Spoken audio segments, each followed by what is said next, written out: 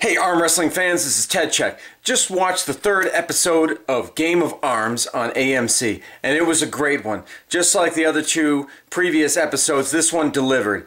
This one featured the main event was a bout between Travis Bagent, who is a 9-time world champion, and 5-time national champion Tom Nelson.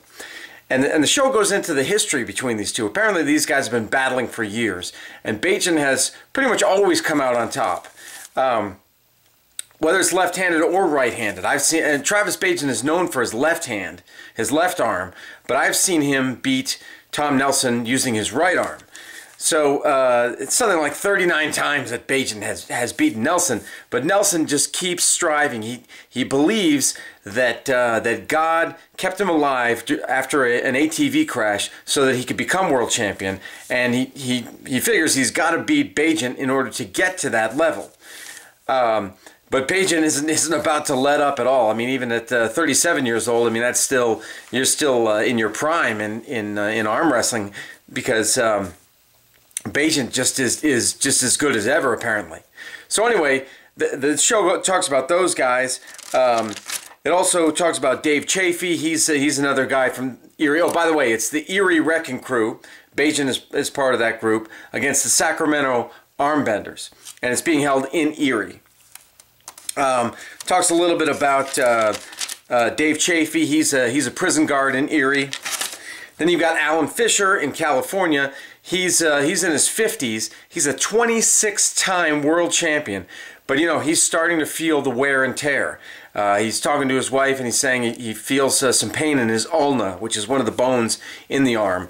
And he's starting to get beat by younger guys, and he's wondering how long he can go on and if he should hang it up. So we get right to the matches. The California guys come over to Erie. There's only 4 California guys. One of them is missing. First we have Dave Chafee versus Kenny Hughes. Dave takes it 3 straight.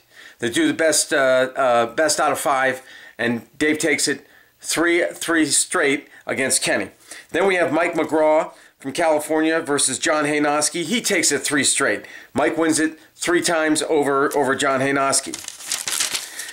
Next matchup, Mike again, because like I said, California only had 4 guys, against James Wagner. The first go round is a slip, so they go to the strap, and Wagner wins that. He wins the next 2, so 3 straight for Wagner. Then we have Bart Wood, who they also talk about in the show. Bart Wood, who lays concrete, then gets laid off for the winter time. So times are tight. He's looking for a job. He helps his wife out at the bar where she works, but he could really use a win and an extra $250 for his family. He's got 5 kids. Whew, a lot of mouths to feed. Bart Wood versus Alan Fisher. Bart Wood at 212 pounds versus Alan Fisher at 162 pounds.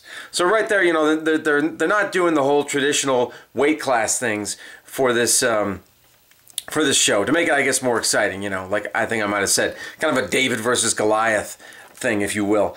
Okay, so Fisher takes the first matchup, the first go round. Then Wood takes the second one, and in there they're arguing. I think it's between the when Alan Fisher takes the no, excuse me, Bart Wood takes the last 2. Bart Wood wins, but in at least one of them, his elbow's off the table, but the ref rules in favor of Wood, because the ref was saying that Alan Fisher moved first.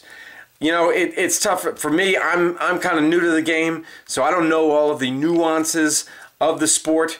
So it's tough to me to make a judgment call like that. We'll just have to go with the ref. So the ref ruled in favor of Bart Wood, so Bart Wood took that match.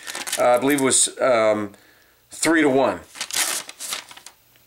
Finally, we get Bagent versus Nelson. And Bagent outweighs him by about 35 pounds, but, you know, they're still kind of in the same weight class. Anyway, Travis takes the first one. He takes the first round. Then after the first round, they argue a bit, and they're kind of like pushing each other around on the table. And then as the announcer says, Travis allows Tom to slip so that they can then go to the strap. Oh, excuse me, that's after the second one. Bagent takes the first 2. And then he's kind of toying with Nelson even. I mean, he's got a smile on his face. He's kind of letting Nelson get him back a certain point, but he's just not. Then he doesn't go any further. You know, clearly he's still in control, even though he's allowing Nelson to pull him.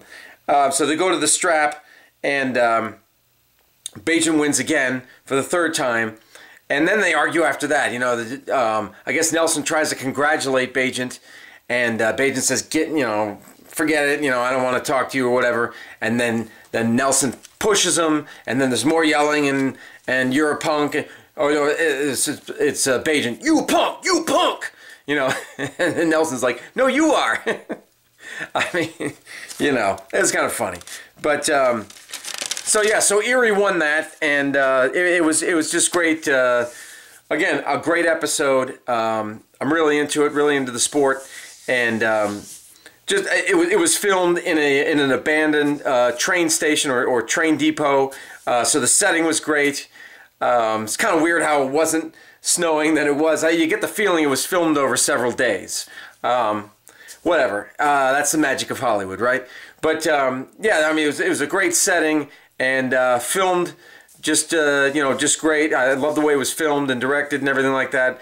And everybody came through and pulled their hardest. So I was really impressed. And to have a guy of the caliber of Travis Bagent and Dave Chafee, to have those two guys, because Chafee was just coming off of a great win in Warsaw, Poland. He beat, I guess, the top Russian guy over there in Poland. So to have two guys like Bagent and Chafee in this show really lends a lot of credibility and a lot of prestige to it, because there are some other guys that are involved in the sport who are not involved in it in this show. So, but at least we got some of the top guys in the world. So yeah, another great show. Let me know your thoughts. Leave your comments down below. Subscribe down below. That's it. Take care. See you next time.